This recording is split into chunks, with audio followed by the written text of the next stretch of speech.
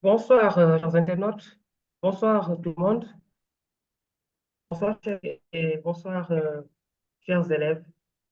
Nous sommes ravis aujourd'hui de vous retrouver encore une fois sur nos sessions de synthèse au niveau terminal. Et comme on l'avait promis, on avait dit que cette semaine allait être une semaine scientifique. Après deux sessions, à savoir sur les SVT et les sciences de la vie et de la Terre, nous revenons aujourd'hui encore dans la continuité des SVT. Après une belle prestation de notre doyen, professeur chevronné, M. Matar Diop, que nous remercions de passage d'avoir délivré aux élèves une belle prestation sur l'hérédité, sur les lois statistiques héréditaires. Donc, dans la même continuité, aujourd'hui, nous revenons avec un autre professeur qui sera tout à l'heure reçu par M. Cheikh Samb, formateur au niveau du CRFE de Kolda, et aussi qui est membre de CENOM. Sans oublier, nous remercions aussi notre partenaire Amina Diagne de Minapro, qui nous a donné sa licence Zoom pour diffuser ces sessions de synthèse durant tout le long de cette année pour aider aux élèves. Et nous saluons aussi de passage notre présidente Maïmouna Leye Diakhaté et Aïssatou Diaye, la coordonnatrice de ces synthèses, sans oublier tous les membres de CENOM et sympathisants de CENOM. Donc aujourd'hui, c'est Khalid aussi, votre serviteur, et je vais essayer de laisser la parole à M. Chersam, qui va recevoir aussi un éminent professeur dont il va vous découvrir tout à l'heure le thème et aussi son invité. Donc, M. Chersam, à vous la parole. Merci.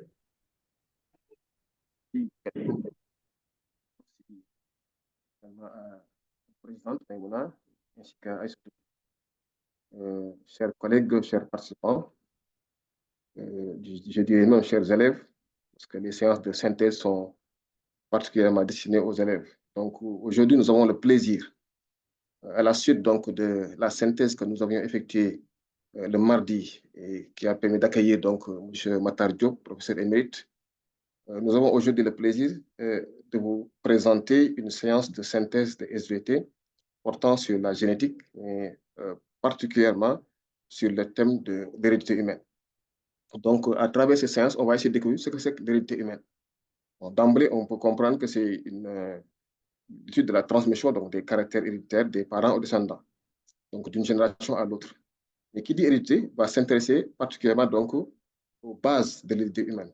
Donc ici, dans cette séance, on va essayer de découvrir quelles sont les bases de l'hérédité humaine, notamment la notion d'ADN, de gène, de chromosomes, voire d'allèles. Qu'est-ce que c'est qu'un allèle dominant, un allèle récessif, un allèle codominant. Donc ça, on va laisser donc à notre intervenant le soin d'y revenir.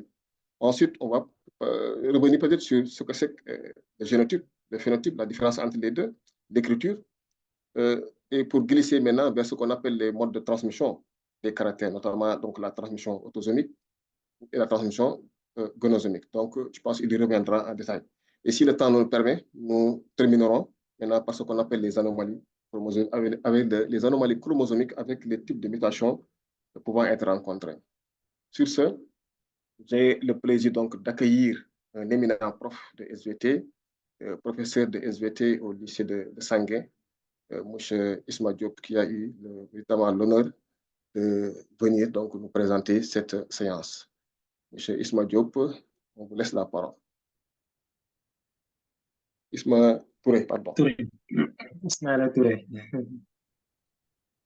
Bonsoir, chers élèves. Bonsoir à toute l'assistance technique. Aujourd'hui, nous avons l'honneur de présenter un thème très intéressant, aussi bien en terminale L2 qu'en terminale SD. Si nous prenons le cas de la TL2, pratiquement, c'est un sujet qui revient sous forme d'épreuve à chaque année. Et en SD également, par moment, ce sujet est donné sous forme d'épreuve. Donc, le thème d'aujourd'hui, c'est l'hérédité humaine. En guise d'introduction, nous allons dire que l'hérédité est le processus par lequel les traits et caractéristiques biologiques sont transmis des parents à leurs descendants. Maintenant, l'hérédité repose principalement sur la transmission des gènes. Un gène, c'est un segment d'ADN contenant des instructions pour le développement et le fonctionnement de l'organisme. Les gènes se trouvent sur les chromosomes et sont hérités en paires, une de chaque parent. Si nous prenons le cas de l'homme, par exemple, nous en avons 46. Et parmi ces 46 chromosomes, on les a répartis en 22 paires, en 23 paires, les 22 étant identiques chez l'homme et chez la femme, qu'on appelle des autosomes. Et il y a une paire qui permet de distinguer le karyotype, c'est-à-dire l'ensemble des chromosomes d'un homme et d'une femme. Pour l'homme, la dernière paire, cette 23e paire de chromosomes sexuels est notée XY, et chez la femme, cette 23e paire est notée XX. Maintenant, il y a un certain nombre de difficultés dans l'étude de la génétique humaine, autrement dit de l'hérédité humaine. Parmi les difficultés, nous avons le fait que l'homme n'est pas un matériel expérimental. Nul ne peut faire chez l'homme des croisements dirigés. Par exemple, on ne pourrait dire à monsieur X, mademoiselle Y, venez, voilà, on va faire un croisement pour voir ce que ça va donner. Parce que l'homme n'est pas un matériel de laboratoire. Ça, c'est une des difficultés. Alors que pour la génétique avec les lois de Mendel, il était possible de croiser des végétaux ou des animaux comme la drosophile. Mais chez l'homme, ce n'est pas du tout possible et ça constitue une difficulté. L'autre difficulté, c'est que chez l'homme, la durée d'une génération est longue.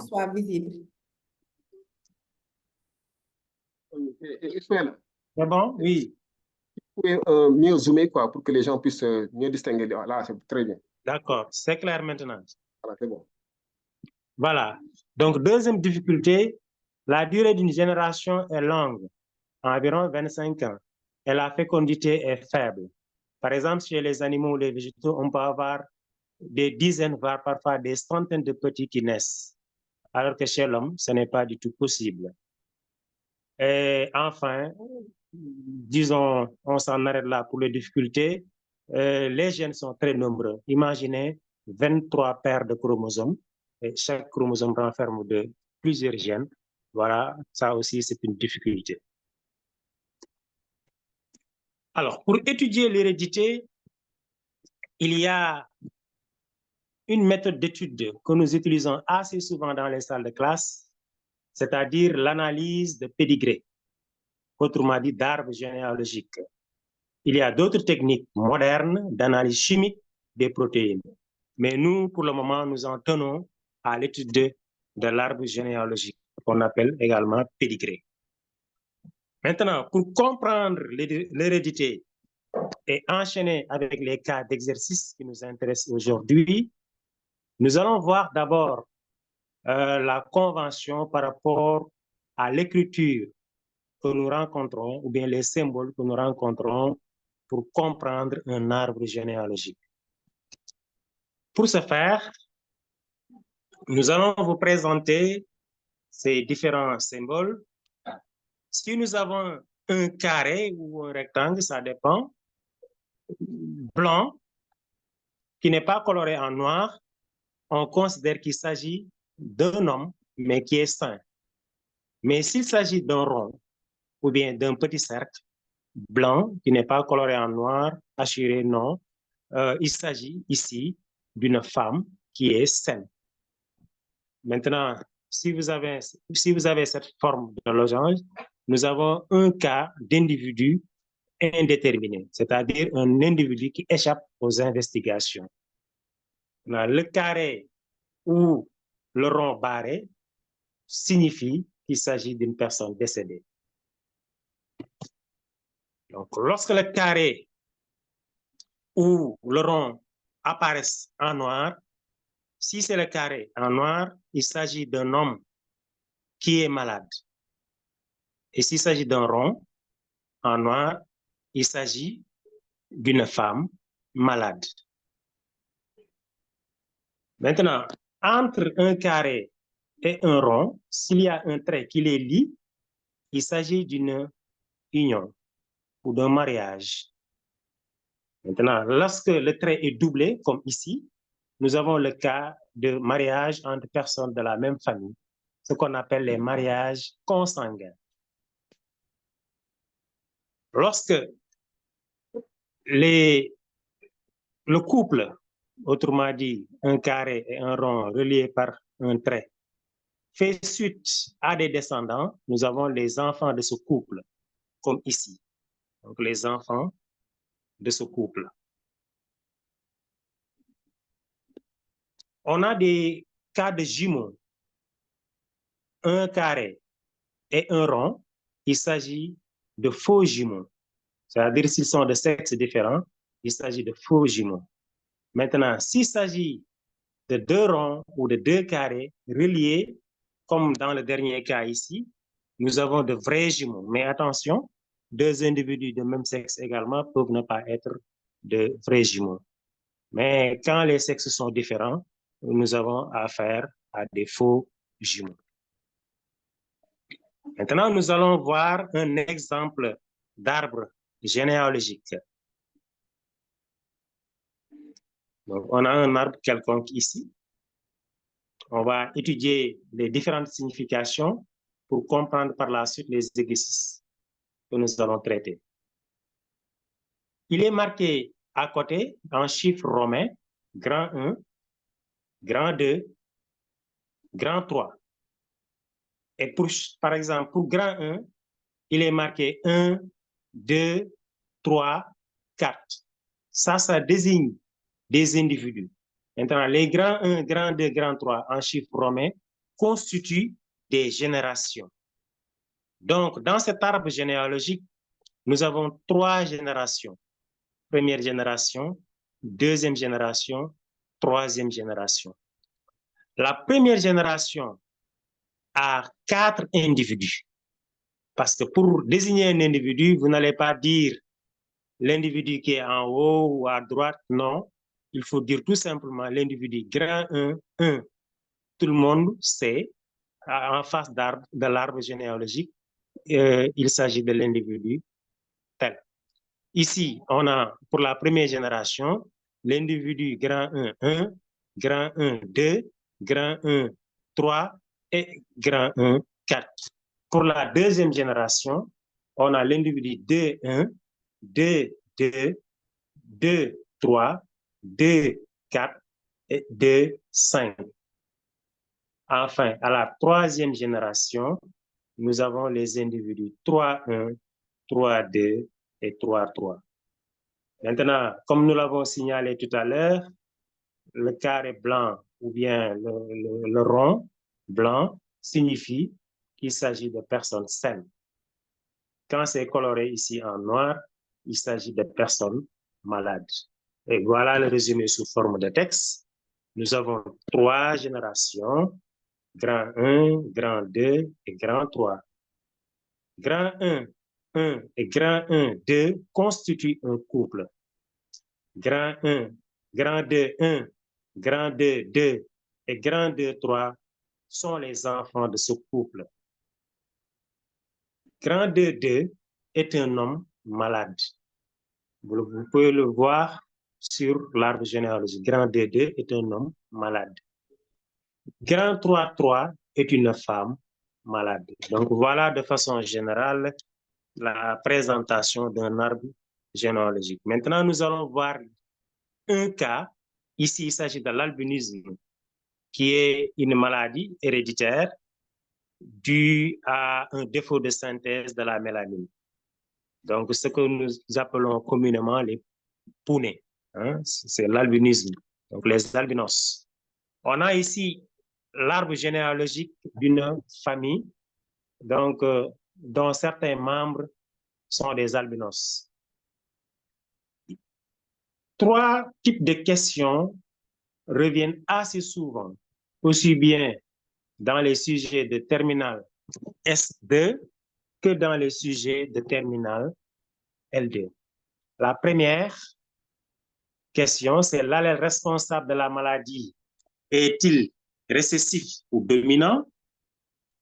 L'allèle est-il porté par un autosome ou un gonosome? Et enfin, on demande assez souvent donner les génotypes. Il peut y avoir d'autres questions, mais quand même, ce sont ces trois questions-là qui reviennent assez souvent, pour ne pas dire toujours. Ici, on nous demande si l'allèle, si le gène, parfois on le dit, responsable de la maladie est dominant ou récessif. Si nous prenons le cas du couple grand 2-7 et grand 2-8, c'est un couple dont les membres sont sains, mais qui ont des enfants malades. Si vous avez une situation d'enfants malades alors que les parents sont apparemment sains, à partir de ce moment, on dit que l'allèle responsable de la maladie est récessif. C'est-à-dire, le gène qui est responsable de cette maladie se trouve chez les parents, mais est masqué, est dominé par un allèle qui est normal. On peut découvrir le texte correspondant à cette réponse. Des parents apparemment sains, 7 et 8, ont des enfants malades, 10 et 12. Donc, l'allèle est récessif. Voilà donc une première question qui peut vous valoir 1 point ou 1,5 points au bac. Si c'est clair, on peut passer maintenant à la deuxième question. L'allèle est-il porté par un autosome ou un gonosome? Je l'ai dit tout à l'heure au début de mon intervention, nous avons 46 chromosomes chez l'homme, dans chaque cellule. Chez l'homme, s'il s'agit de cellules somatiques, peut-être exception aux cellules sexuelles, où nous avons le phénomène de la méiose et le nombre de chromosomes est réduit de moitié, c'est-à-dire 23. Mais dans chacune de nos cellules somatiques, nous avons 46 chromosomes, dont les 22 paires, c'est-à-dire 44, sont identiques chez l'homme et chez la femme. C'est cela que nous appelons les autosomes. La 23e paire est faite de chromosomes sexuels, XX chez la femme, XY chez l'homme. On veut savoir maintenant, est-ce que c'est X qui porte l'allèle responsable de la maladie, ou bien est-ce que c'est Y qui porte l'allèle responsable de la maladie? Si ce n'est ni X ni Y, on en conclut qu'il s'agit des autosomes qui sont responsables donc de la maladie. Donc, bien, l'allèle responsable de la maladie est porté par un autosome. Si nous parvenons à dire que ce n'est pas X, si nous parvenons à dire en même temps que ce n'est pas Y, on en déduit que c'est autosomal. Parce qu'il est plus facile de vérifier avec les 2 chromosomes sexuels que de vérifier avec les 44 autosomes. Voilà. Ici, si vous regardez bien, nous avons l'allèle étant récessif. C'est-à-dire que l'allèle normal est dominant. Je peux noter l'allèle dominant N, grand N, et l'allèle récessif, ici il s'agit de l'albinisme, l'allèle récessif responsable de la maladie sera noté petit a. Maintenant, si nous prenons le cas de la fille, il y a une fille malade. Il s'agit de la 12e personne malade, et c'est une fille. Et puisque les filles n'ont pas Y, le fait de voir qu'une fille donc, présente la maladie permet de dire que l'allèle n'est pas porté par Y. Ici, on peut dire qu'il y a une fille malade, 3-12, donc l'allèle n'est pas porté par Y. De la même manière, nous avons la personne 10, qui est un garçon malade. Vous savez qu'un garçon a reçu Y de son père et a reçu X de sa mère. Donc, ici, elle a reçu X de sa mère et pourtant, sa mère, elle est saine. Nous prenons également le cas de la fille, toujours. Si l'allèle était porté par X, cette fille malade devrait avoir comme génotype, c'est une hypothèse, je ne dis pas que c'est ça, donc le véritable génotype. Elle devrait avoir comme génotype XA, XA. Et donc, aurait reçu un XA de sa maman et un XA de son père, qui devrait être donc malade parce que le père aurait tout simplement XAY et présenterait alors la maladie, ce qui n'est pas donc le cas. Dans ce cas, on en déduit que l'allèle n'est ni porté par X, ni porté par Y. Par conséquent, l'allèle responsable de la maladie est porté par un autosome. Donc, voilà le raisonnement, autosome ou gonosome. Si l'allèle était porté par Y, il ne devrait pas avoir de fille malade. Donc, l'allèle n'est pas porté par Y. Deuxième démarche, l'allèle responsable de la maladie étant récessif, hypothèse, la fille malade de 12 aurait comme génotype XA, XA et aurait reçu XA de son père qui devrait être malade. Ce qui n'est pas le cas. Donc, l'allèle n'est pas porté par X. L'allèle n'est ni porté par X, ni porté par Y, donc l'allèle est porté par un autosome. Donc, voilà la réponse à la deuxième question. C'est-à-dire, l'allèle est-il porté par un autosome ou un gonosome? Maintenant, je reviens sur l'arbre pour donner les génotypes. Alors, puisque nous avons un nombre pair de chromosomes, en général, les génotypes également se présenteront sous forme de pair. Si nous prenons une personne malade, alors avant cela, il faut rappeler que si l'allèle n'est ni porté par X ni porté par Y, dans les génotypes, je ne dois plus mettre X, Y. Je mettrai tout simplement des lettres simples. Par exemple, l'allèle responsable de la maladie est récessif. Je note l'initiale de la maladie. Ici, albinisme, c'est l'initiale, c'est A. Je mettrai petit a. Pourquoi petit a? Parce que l'allèle est récessif. Il est dominé. Celui qui le domine, c'est l'allèle normal. Je le noterai N majuscule. Le dominant, il sera noté majuscule. Le récessif, il sera noté minuscule. Ainsi, j'ai trois possibilités par rapport au génétique. Des individus grand N, si vous voulez, vous mettez des barres, double barre, une seule barre, tout ça, toute cette annotation-là est autorisée. Hein? Donc, j'ai trois possibilités, ou bien vous avez trois possibilités. Grand N, grand N, petit a, petit a, petit a. C'est à vous de faire le raisonnement nécessaire pour attribuer à chaque individu un génotype qui est convenable.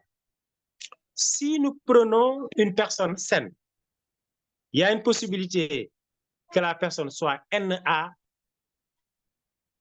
ou NN. Maintenant, par un raisonnement logique, vous verrez que les parents qui ont des enfants malades ne peuvent pas être grand N, grand N. Ils ne peuvent être que NA, c'est-à-dire des hétérozygotes.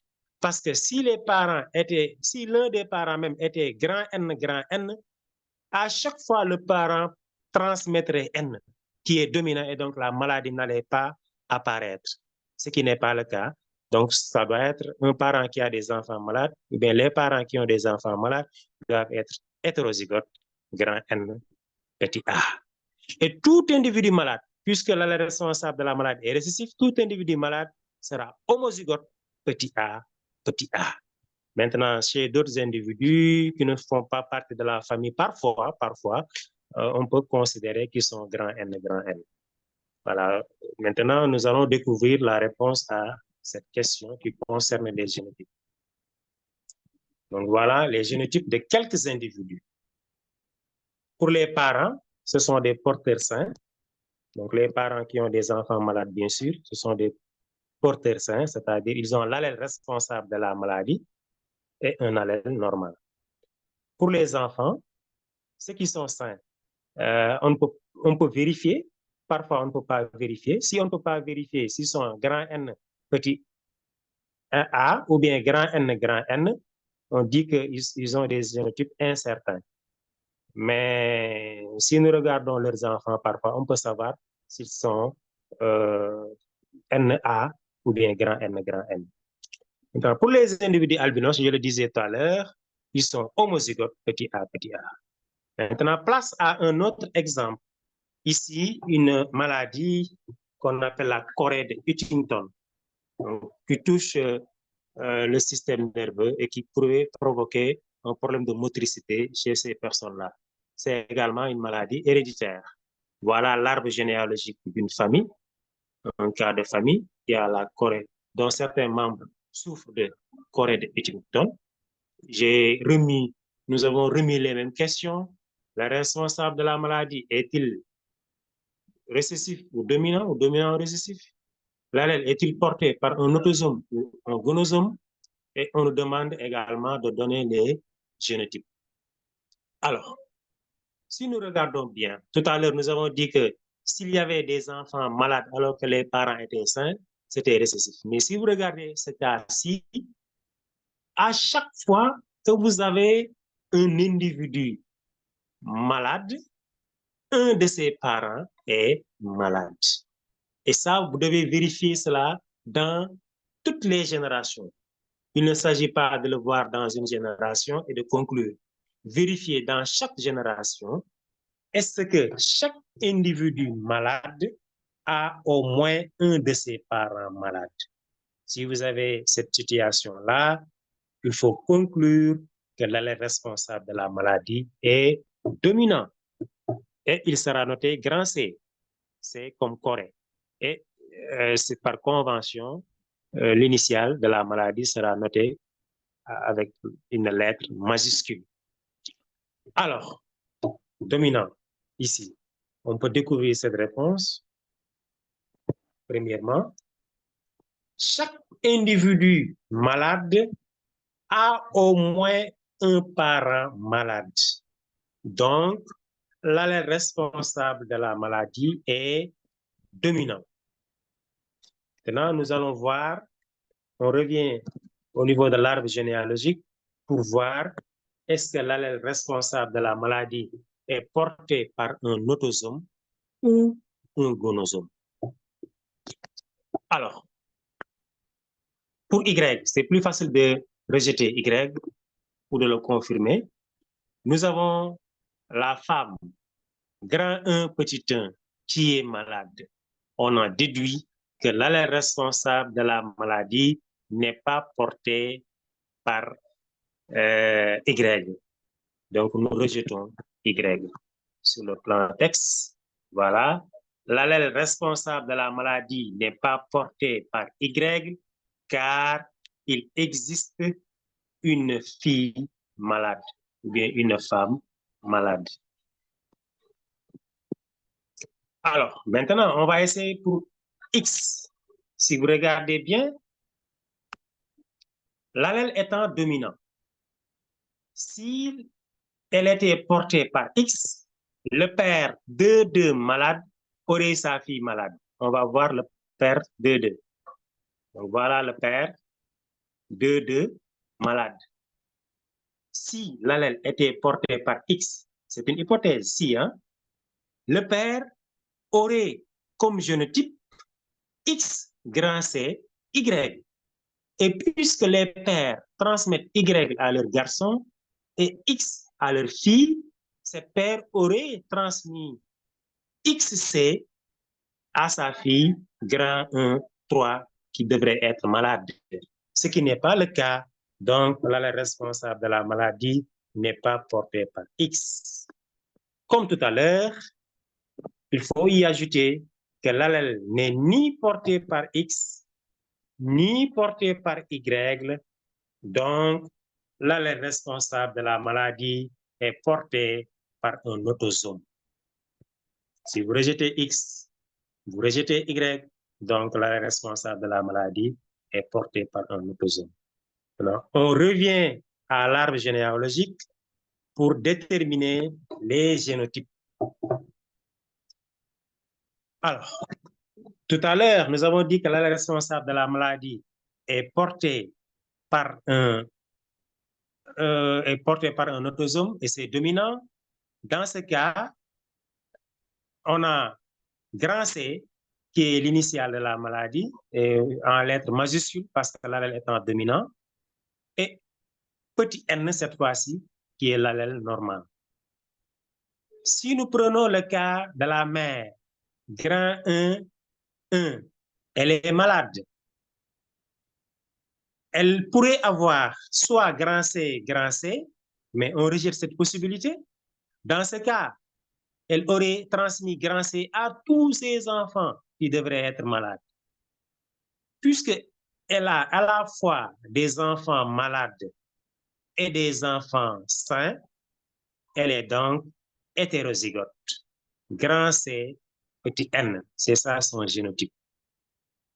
Et si vous regardez également l'individu grand 2 malade, il a reçu un grand C de sa mère et certainement un petit n de son père.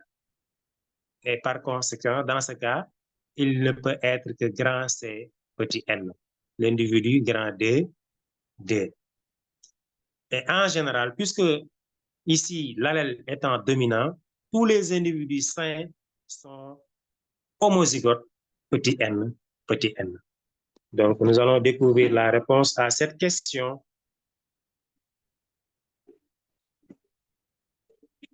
Donc, on note C, l'allèle dominant responsable de la maladie, et N, l'allèle récessif normal. Les individus malades sont grand C, petit n. Vous mettez sous forme de barre de fraction, double barre de fraction, etc. Ou bien, voilà, vous écrivez comme ça. Il y a plusieurs écritures possibles. Les individus sains sont N, ils sont homozygotes. L'allèle normal ne peut pas cohabiter avec l'allèle dominant au même moment où l'individu est sain. C'est pourquoi ils sont tous homozygotes, petit n. Donc voilà pour le cas de la Corée de Huntington. Nous allons passer maintenant à l'étude des groupes sanguins. Donc pour les groupes sanguins, vous le savez très bien, depuis la classe de 3e, vous avez vu qu'il existait 4 groupes sanguins d'après notre programme.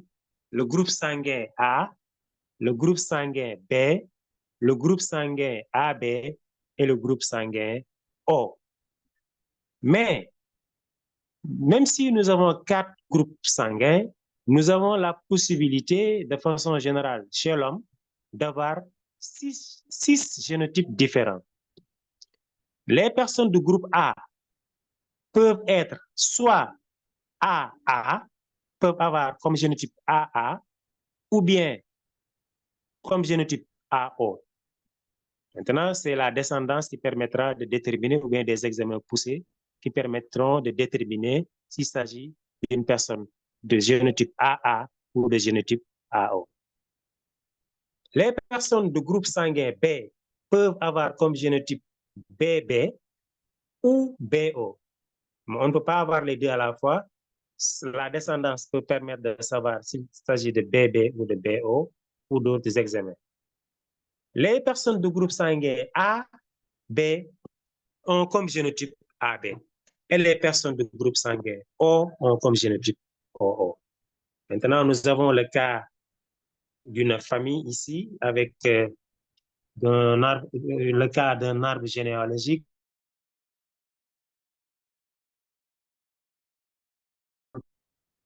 Ici, nous avons 3 générations également, avec presque tous les groupes sanguins qui sont représentés. Nous allons poser les questions suivantes, ou bien demander les consignes suivantes. Montrer que l'allèle O est récessif par rapport à A et B. Montrer que l'allèle A et B sont codominants. Donner les génotypes de 1, grand 1, 1, grand 1, 2 jusqu'à grand 3, 6. Dans un premier temps, on nous demande de montrer que l'allèle O est récessif devant A et B. Si nous regardons bien ce couple de la deuxième génération, ce couple grand de 4 et grand de 5, respectivement de groupe sanguin A et de groupe sanguin B. Ils ont 4 enfants. Et parmi ces enfants, il y a un individu du groupe O. O étant récessif, homozygote. Donc, s'ils ont un enfant du groupe O, c'est parce que chaque parent, il a reçu de chaque parent l'allèle O. Je reprends. Nous avons le couple grand de 4 et grand de 5, respectivement du groupe sanguin A et du groupe sanguin B, qui ont 4 enfants, mais parmi ces 4 enfants, il y a un enfant, une fille, n'est-ce pas, de groupe sanguin O.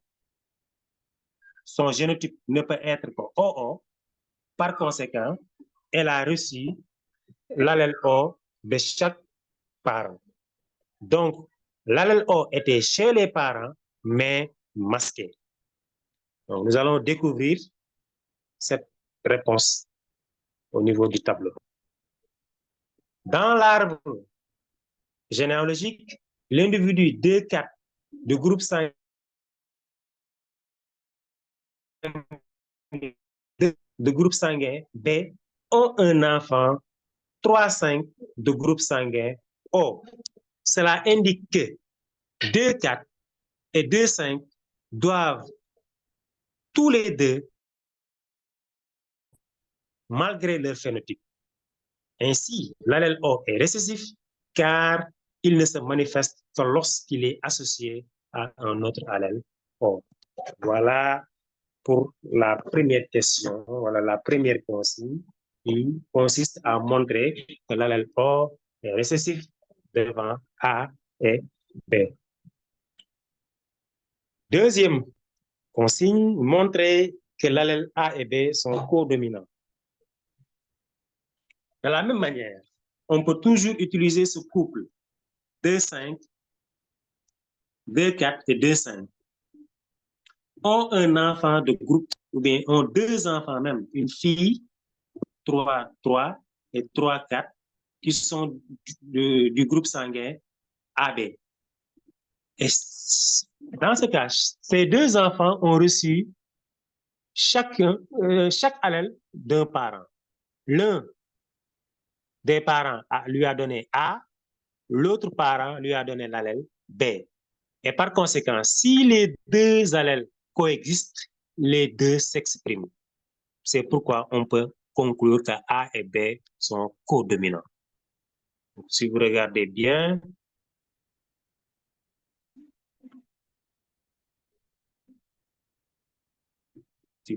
dans l'arbre généalogique, l'individu 3-3 a le groupe sanguin AB. Cela montre que cet individu a hérité un allèle A de l'un de ses parents, 2-4, et un allèle B de l'autre parent, 2-5. L'expression simultanée des 2 allèles A et B dans le génotype, donc groupe sanguin AB, indique la codominance. Donc voilà pour les différents individus. On va revenir sur l'arbre avant de donner les génotypes. Donc si nous prenons le premier parent, on a demandé son génotype, grand 1, 1, ne peut pas être grand A. Sinon, tous les enfants seraient A. Parce qu'il ne pourra donner dans ce cas que A. Dans ce cas, on considère qu'il est hétérozygote AO. Le deuxième parent, la mère, grand 1, 2, est également du groupe sanguin A. Si elle a eu un enfant du groupe sanguin O, cela signifie qu'elle ne pourrait pas être AA. Elle ne peut être qu'hétérozygote AO. De la même manière, on a demandé pour 2-4. 2-4. Voilà le couple dont on a pris des exemples tout à l'heure. 2,4, il est du groupe A. 2,5 est du groupe B. Mais parmi les enfants, il y a des O. Il y a un enfant du groupe sanguin O. Dans ce cas, cela signifie que les parents sont également hétérozygotes. BO pour 2,5 et 2,4 AO, le génotype AO. Une personne du groupe sanguin AB, comme par exemple 3,3 ou 3,4, ne peuvent avoir comme génotype AB. Et les personnes du groupe sanguin O ne peuvent avoir comme génotype que O. Les personnes du groupe sanguin O ne peuvent avoir comme génotype que OO. Alors, nous allons découvrir les résultats de cette consigne. Donc, les génotypes.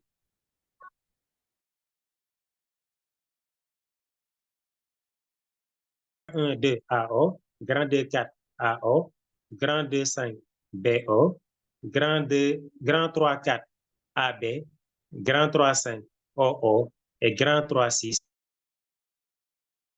Donc, voilà pour les groupes sanguins. On enchaîne avec les rhésus, avec le facteur rhésus.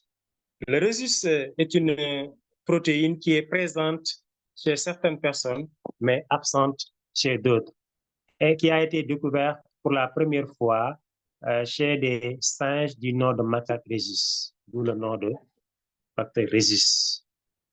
Alors, il est assez souvent fréquent d'entendre je suis A+, B+, O+, O-. C'est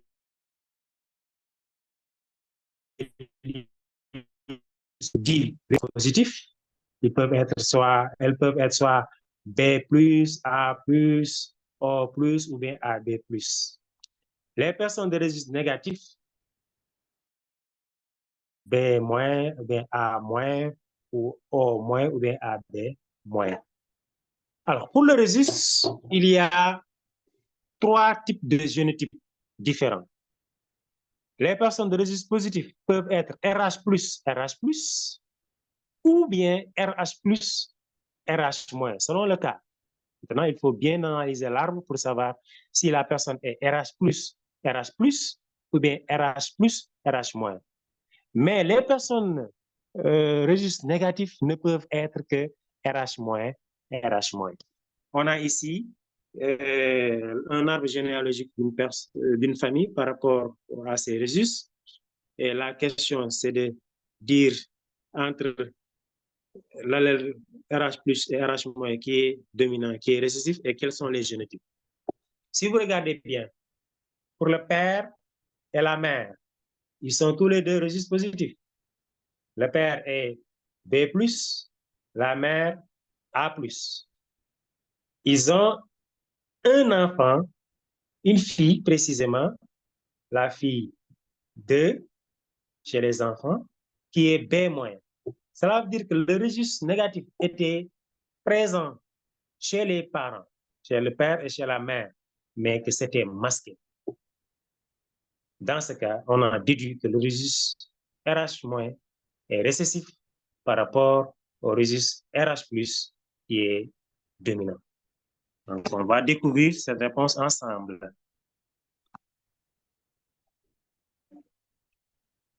Dans l'arbre généalogique, les enfants de phénotype RH-, comme l'individu 2, montrent que les parents doivent porter l'allèle négatif pour qu'ils puissent se manifester chez leurs enfants.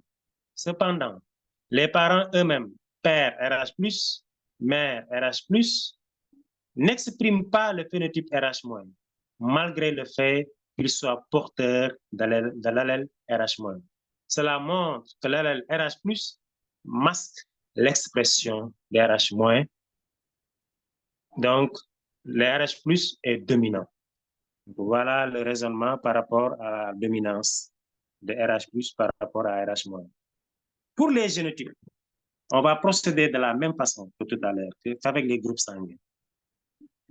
Un enfant ici, B-, a ses deux parents, RH+, RH+, c'est-à-dire registre plus, B+ et B+, AA+. Si ces deux parents ont eu un enfant B-, cela veut dire que le registre était chez les parents, mais c'était masqué. C'est pourquoi le père et la mère sont considérés comme des hétérozygotes. RH+, RH-. Pour le père, RH+, RH- pour la mère. Pour l'individu B-, il ne peut être que RH-, RH-. Pour l'individu 4 également, RH-, RH-. Maintenant, le doute peut intervenir pour les registres positifs de ces enfants-là. Donc, c'est des génotypes incertains par rapport au registre. Ils peuvent être RH+, comme RH+, RH-. Donc, si vous faites l'échiquier de croisement, vous allez voir que c'est des individus qui sont un peu incertains. Alors, le plus souvent, on peut associer à la fois le génotype par rapport au groupe sanguin et le génotype par rapport au registre. Si nous prenons le cas du père, on aura BO, RH+, RH-. Pour la mère, AO, RH+, RH-. Nous allons découvrir ensemble la réponse à cette question-là. Alors, les génotypes des parents. Pour le père, BO, RH+, RH-. Pour la mère, AO, RH+, RH-. Donc, voilà pour les registres. On passe maintenant à un autre cas. Il s'agit de daltonisme, donc une maladie héréditaire liée à une confusion de certaines couleurs. Alors, si nous prenons ici, nous avons 4 générations. Grand 1, grand 2, grand 3, grand 4, avec différents individus. Et les questions habituelles reviennent. L'allèle est-il dominant ou récessif? L'allèle est-il porté par un autosome ou un gonosome? Et donner les génotypes. Bon, pour la première question, je pense que c'est maintenant assimilé. Si nous prenons le couple grand 1, 1 et grand 1, 2, c'est un couple qui a un enfant malade. Alors que eux-mêmes, les individus de ce couple sont sains. Le père et la mère sont sains. Et ils ont un enfant malade. Par conséquent, l'allèle était chez les parents, mais masqué. Donc, on va découvrir ensemble cette réponse. L'allèle responsable de la maladie récessive, on l'appelle grand D, comme daltonisme, car les grands-parents sont sains et ils ont une descendance malade. On note grand N, allèle normal, dominant. Donc, c'est pour la suite qu'il faut noter grand N. Maintenant, on va voir, est-ce que l'allèle est porté par un autosome ou un gonosome? Même démarche. On revient à l'arbre généalogique. Pour Y, qui est très facile, il est très facile de rejeter Y. Il y a une fille malade. Par conséquent, l'allèle n'est pas porté par Y. Ou bien, je prends le cas de ces deux garçons de la dernière génération, 4-2 et 4-3, qui sont des garçons malades, alors que le père est sain. Si cela également arrive, cela montre que ce n'est pas du tout porté par Y, parce que les enfants auraient reçu Y malade de leur père, ce qui n'est pas le cas. Dans ce cas, on a déduit que ce n'est pas du tout porté par Y. Vérifions si l'allèle est porté par X. Dans ce cas, on peut faire le raisonnement pour voir comment déterminer que l'allèle est bien porté par X ou par les autosomes. Vérifions si l'allèle est porté par X. Si l'allèle était porté par X, dans ce cas, les génotypes des parents grand 1, 1 et grand 1, grand 3, 1, je veux dire, grand 3, 1 et grand 3, 2, seraient, c'est une hypothèse. On ne dit pas que ce sont les véritables génotypes. Grand 3, 1, X grand N, Y, c'est un père malade. Je vais vous montrer l'arbre généalogique. Regardez, grand 3, 1, c'est un père sain. Par conséquent, comme hypothèse, on dit qu'il est grand X, grand N, Y. Et la mère, grand 3, 2, aurait comme génotype X, grand N, X, petit d, hétérozygote. N'est-ce pas? À partir de ce X, excusez-moi, hein, puisque la responsable de la maladie est récessive, cette mère, grand 3, 2, elle serait hétérozygote. XA, X comme ici, c'est quelle maladie encore? Il s'agit du daltonisme. Elle serait X petit d, X petit d. Cette mère, grand 3, 2, malade. Parce que l'allèle étant récessif, une personne malade est hétérozygote ici. C'est autosomal, hein? Mais on ne peut pas dire que c'est autosomal pour le moment ou gonosomal. Il faut faire l'échiquier de croisement. Nous étions à l'étape de l'hypothèse et d'après les hypothèses, le père grand 3, 1 est XNY et la mère grand 3, 2, X petit d, X petit d. Réalisons l'échiquier de croisement. Donc voilà l'échiquier de croisement. L'homme en haut avec ses deux gamètes, parce que il va y avoir la séparation des chromosomes. Donc, chez l'homme, on va avoir deux gamètes différents. Chez la femme, c'est un seul type de gamète. Vous voyez que j'ai répété XD, XD pour la femme, mais ce n'est pas même nécessaire, hein? On pouvait mettre tout simplement une ligne. Et cela montre que l'association va montrer que si l'homme donne XN, la femme ne peut donner que XD. Dans ce cas, ce sera une fille, mais qui est normale parce que le grand N normal l'emporte sur le petit d, donc avec la responsable de la maladie. La femme ne peut donner que XD et l'homme donne Y à son garçon. Dans ce cas, tous les garçons seraient malades. Tous les garçons. Et aucune fille n'est malade. Pour ce couple, bien sûr, grand 3-1 et grand 3-2. On revient à l'arbre généalogique. C'est pas facile de faire cette gymnastique d'aller et de revenir, mais je pense bien que vous avez compris. Grand 3-1 et grand 3-2, on a montré tout à l'heure que tous les garçons de ce couple sont malades. Et cela se vérifie. Hein?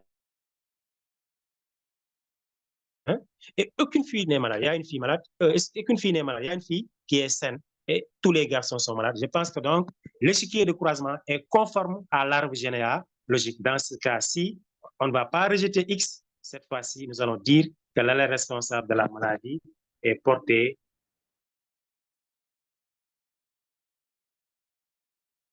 et montre que tous les garçons de ce couple sont malades et toutes les filles saines, ce qui est conforme à l'arbre généalogique.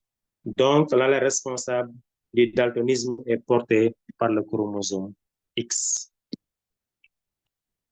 Voilà. Pour les génotypes, on va aller à l'arbre d'abord. On va aller à l'arbre. L'allèle responsable de la maladie étant récessif, toute fille malade ne peut être que X petit d, X petit d. Et tout garçon malade, X petit d, Y. Donc voilà.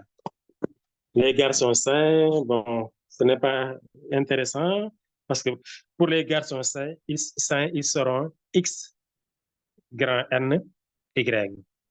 Voilà.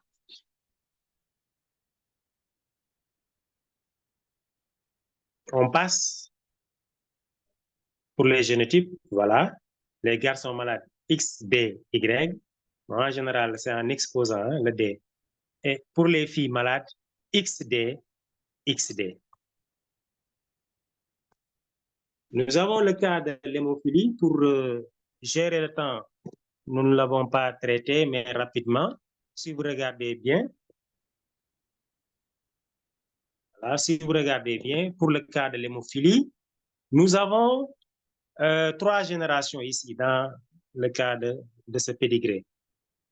Et le constat général, c'est que nous constatons qu'il n'y a que les garçons qui sont malades ici. Et ça, en général, ça laisse penser à une anomalie, bien une maladie portée par un chromosome sexuel. Si c'est dirigé, si la maladie n'apparaît que chez un sexe bien déterminé, en général, on pense déjà, avant même la démonstration, à un allèle porté par un chromosome sexuel. D'abord, pour l'allèle, est-ce qu'il est responsable de la maladie? Est-ce qu'il est dominant ou récessif? Si vous regardez bien, il y a le couple grand 1 et grand 1-2 qui sont apparemment sains, alors qu'ils ont 2 garçons malades. Donc, on déduit que l'allèle responsable de la maladie est récessif. Donc, on note petit h, l'allèle responsable de la maladie, et grand N, allèle normal. Maintenant, pour la légende, c'est à vous de voir. Pour la maladie, il y en a qui mettent à la place de l'initiale, il y en a qui mettent petit m ou bien grand M si c'est dominant. Pour le normal, il y en a qui mettent grand N si c'est dominant, l'allèle normal. Il y en a qui mettent grand S, petit n si c'est récessif, etc. C'est à vous maintenant de signaler au correcteur votre légende et ne pas venir et utiliser des symboles que vous voulez. Alors, deuxième question, l'allèle est-il porté par un autosome ou un gonosome? Donc, si vous regardez bien, il y a des garçons ici malades. L'allèle n'est pas porté bien sûr par Y parce qu'il y a des garçons malades alors que les pères sont sains. Donc, la seule possibilité ici, c'est qu'une mère hétérozygote X grand N, X petit h, peut donner certains de ces garçons petit h, les autres grand X grand N, les autres X petit h. C'est ainsi que certains garçons sont considérés comme malades, comme 2, 3, et d'autres peuvent être sains comme 2, 7.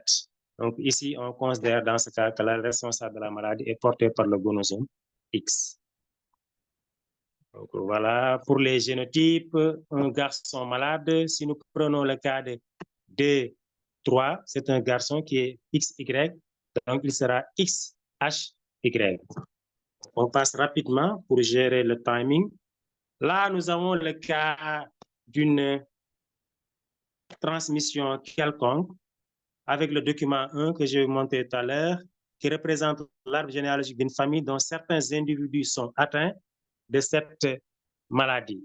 Le document 2 montre les résultats de l'électrophorèse. Assez souvent en SD, surtout, on a recours à ce type de document qui porte sur l'électrophorèse de fragments d'ADN correspondant aux gènes responsables de la maladie chez certains individus de cette famille.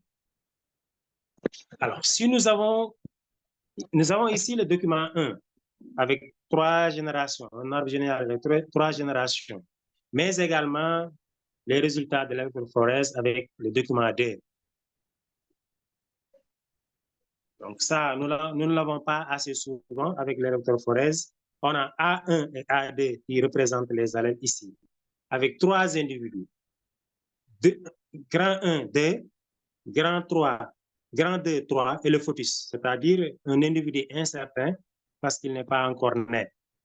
Alors, si nous prenons grand 1, 1, c'est un homme, grand 1,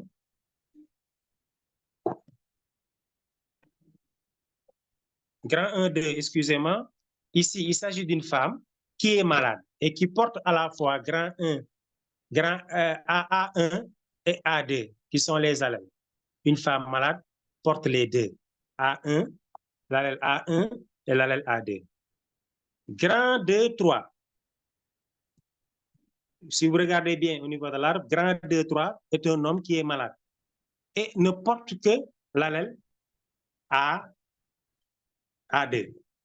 Dans ce cas, on a déduit que l'allèle A2, c'est l'allèle responsable de la maladie, mais s'il coexiste avec A1, l'individu est malade. Cela signifie que A2 est l'allèle dominant par rapport à A1. Donc, voilà les questions qu'on nous a demandées. En exploitant le document 1 et 2, montrer si la maladie dépend d'un allèle dominant ou récessif, c'est déjà répondu, c'est dominant, parce qu'il y a une personne qui n'a que A2 et qui est malade. Et A2 et A1, lorsqu'ils coexistent chez une personne, cette personne est malade. Donc, A2 est dominant. D'un gène autosomique ou lié au sexe. Et ensuite, 2, indiquer le génotype des personnes, grand 1, 1, grand 1, 2, grand 2, 3. Déterminer la probabilité pour que le fœtus de tout à l'heure soit atteint de cette maladie. Donc, voilà la démarche à suivre. Le document 2 montre que l'individu 2 est hétérozygote avec les allèles A1 et A2. Comme il est atteint, l'allèle responsable de la maladie est dominant.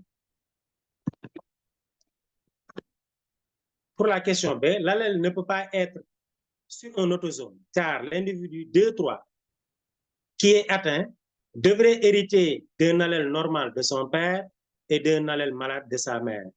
Or, le document 2 montre qu'il n'a que l'allèle A2 responsable de la maladie. L'allèle ne peut pas être sur le chromosome Y, car une femme est atteinte. Donc, l'allèle est sur le chromosome X. Pour les génotypes, 1-1, que je vais vous montrer. Donc, voilà, l'arbre 1-1, c'est un individu qui est normal, n'est-ce pas? Donc, il a XNY. La femme qui est malade, ici, a comme génotype grand 1, 2, XR, XN. Et grand 2, 3, a XR, Y. Et enfin, le fœtus a les deux allèles. Si vous regardez bien l'électrophorèse, le fœtus qui n'est pas encore né, d'après les analyses, il est possible de le faire, a les deux allèles. Comme tout à l'heure, ce sera un individu atteint à la naissance, car il a l'allèle A2 qui est dominant, le fœtus sera donc atteint et ce sera une fille. Donc voilà, mesdames et messieurs, merci de votre attention. Ce travail a été présenté par M. Touré sous la supervision du formateur M. Samb. Merci encore de votre attention. Merci à Senem pour tout le travail abattu. Merci à l'équipe technique qui nous a accompagnés pour faire ce travail. Merci à Sedina. Merci à tout le monde. Merci à Aïssatou. Merci à tous mes sœurs de Senem. Merci.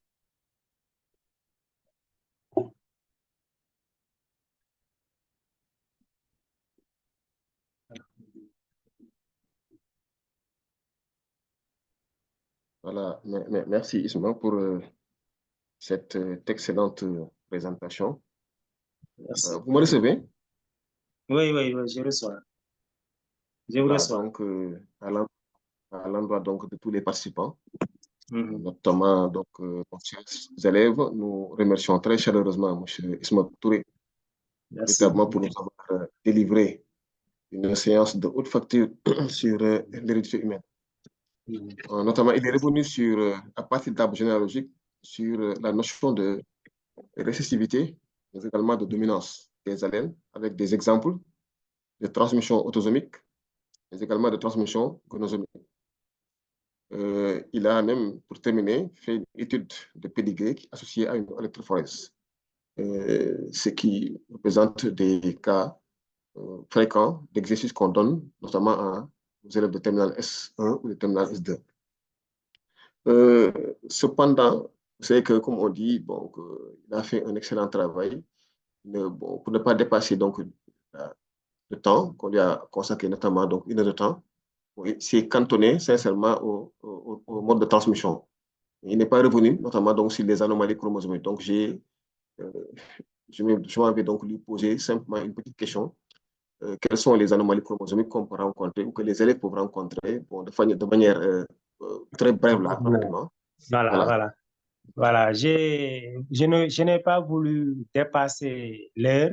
C'est pourquoi, vers la fin même, j'étais un peu rapide. Mais pour les anomalies chromosomiques, le plus souvent, les élèves de terminale l'avaient déjà abordé en première. On peut avoir, par exemple, le syndrome de Klinefelter avec des individus, des sujets masculins qui peuvent avoir 47 chromosomes. Mais parmi les 47 chromosomes, il y a 3 chromosomes sexuels, X, X, Y. Du coup, ce sont des individus qui vont développer à la fois des caractères sexuels, féminins et masculins, et en général, ils sont stériles.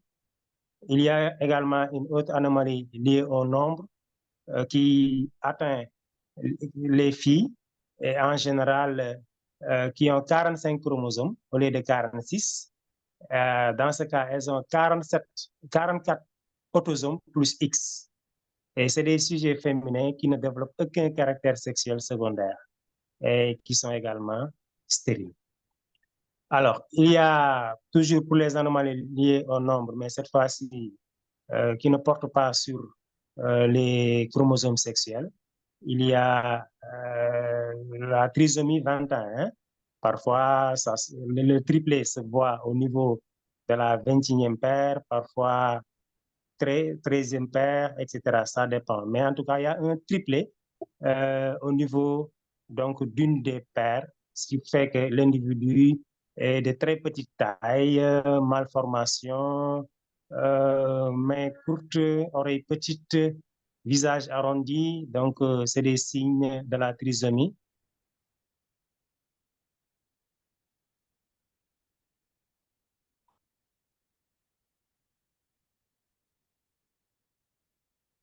Alors, parfois, c'est un défaut, comme, excusez-moi, je un appel, c'est un défaut de séparation des paires de chromosomes lors de la méiose.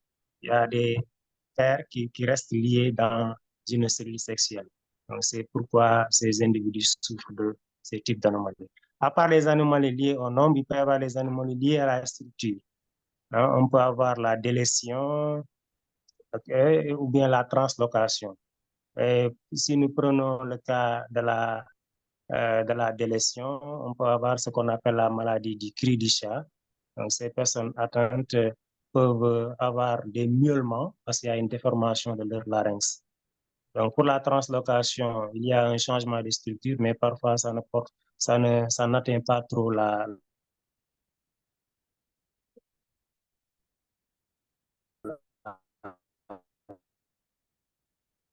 Voilà. Ou bien la structure. Merci, monsieur le formateur. D'accord. Je vais revenir avec une autre question, deux autres questions, rapidement. Maintenant, tout à l'heure, j'ai vu dans l'arbre généalogique, vous avez symbolisé notamment donc, comment un garçon malade, une fille malade, etc. Maintenant, comment matérialise-t-on un enfant à naître, notamment donc, un fœtus?